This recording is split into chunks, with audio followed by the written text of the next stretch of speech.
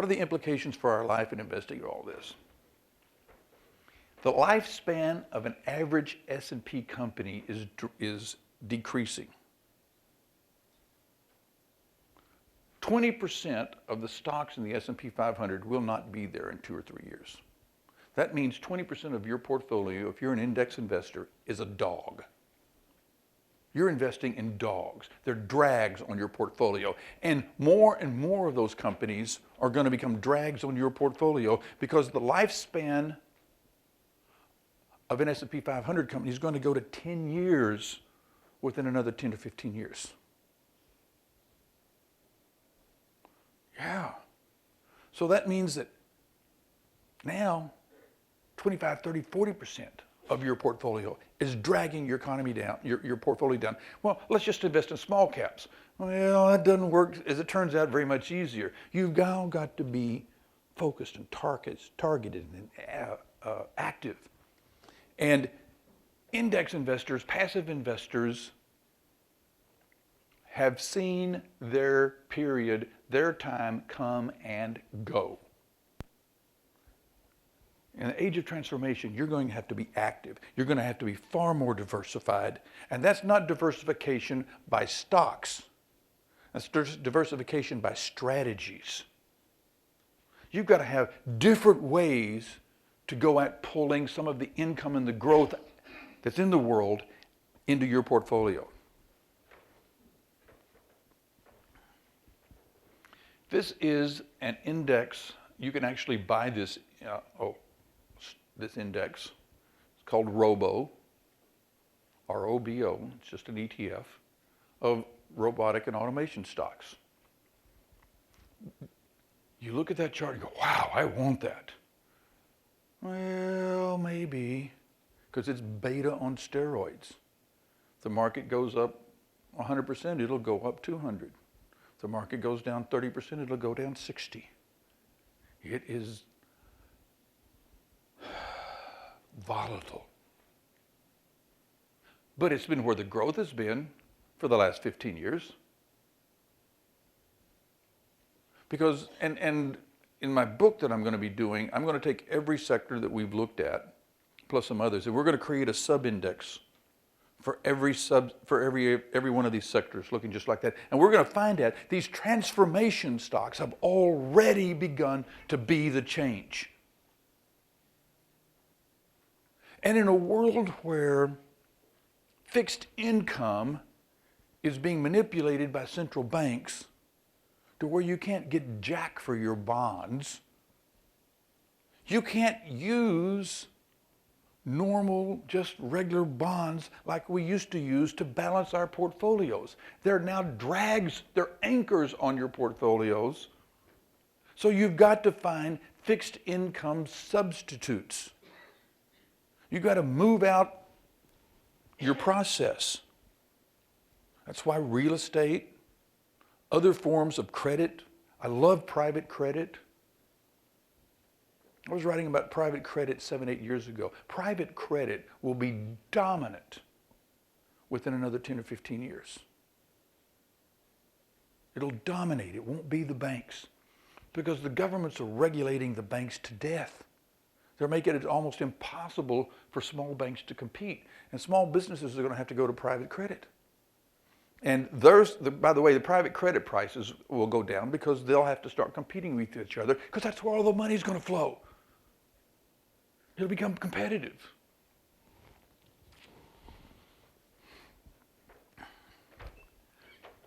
The one thing that the United States and Canada both have as a problem is that we're seeing more firms die than are being created.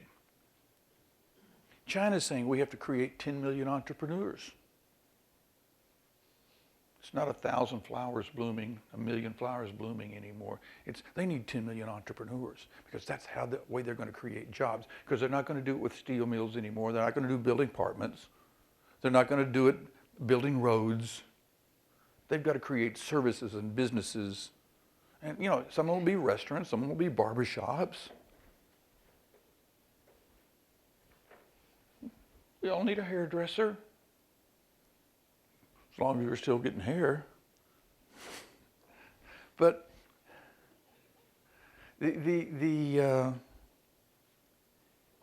we have to sit and think through, where do we get our new businesses? Where do we get our growth? The growth will be there, but it's going to be bifurcated. The world's going to shift into two groups of workers, I think. People who do and people who think. People who do aren't going to make very much money. And people who do things that can be automated, can be duplicated, can be put into a place where somebody can use tools to do it, they're going to become labor.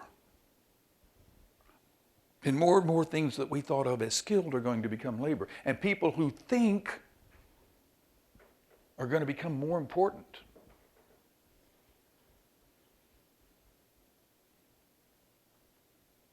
Towards the end of the next decade, there's a science fiction book called Amped, A-M-P-E-D.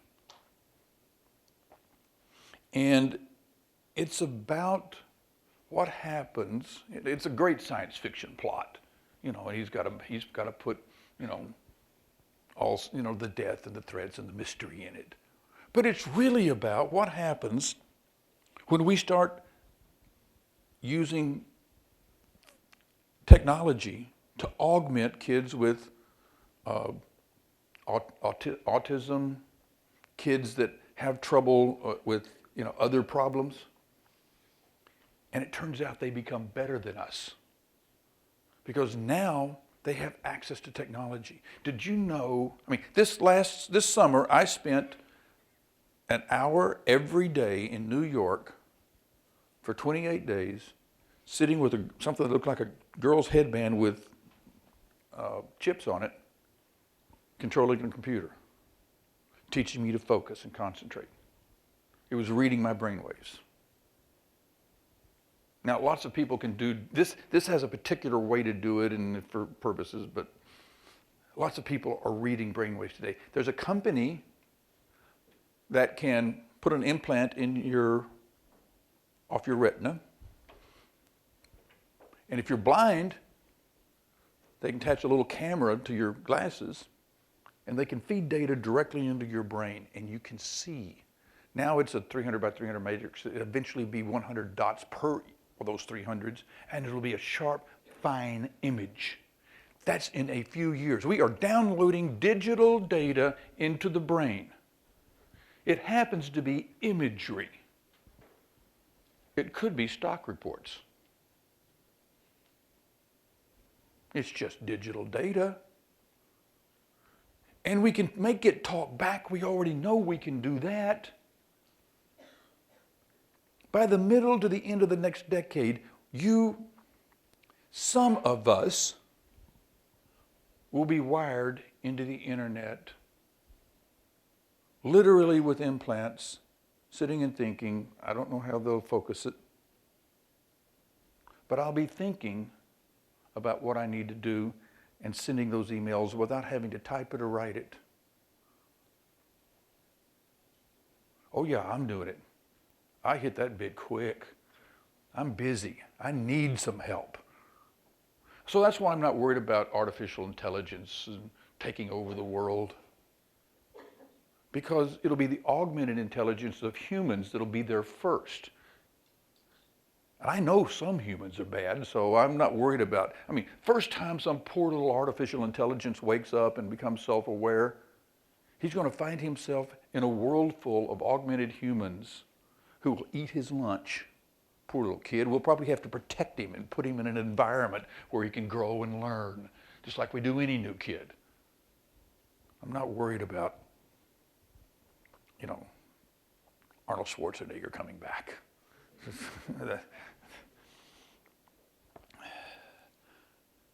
Let's go to question and answer. Thank you very much.